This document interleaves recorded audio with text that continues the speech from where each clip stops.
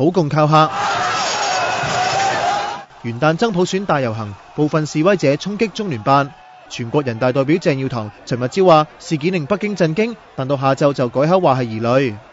作為中聯辦一個代表中央嘅一個咁樣機構嘅時候咧，我哋衝擊佢呢，即係呢個係我自己嗰個評估係嘛，必然引起呢中央有好大嘅疑慮。究竟你再進一步，你會去到邊一個層次呢？雖然話我係手無寸鐵喎，但係唔係咁講嘅喎。首長都可以刮人嘅喎，下下又話影響關係啊，中央唔中意啊，咁點啊？叫我哋個個變晒鵪鶉啊？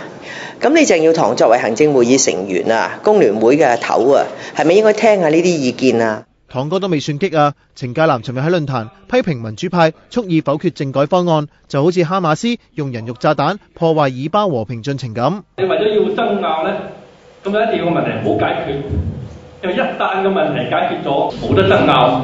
冇話題，咁我仲坐喺度做咩呢？有學者就認為左派嘅言論只會刺激更多市民上街。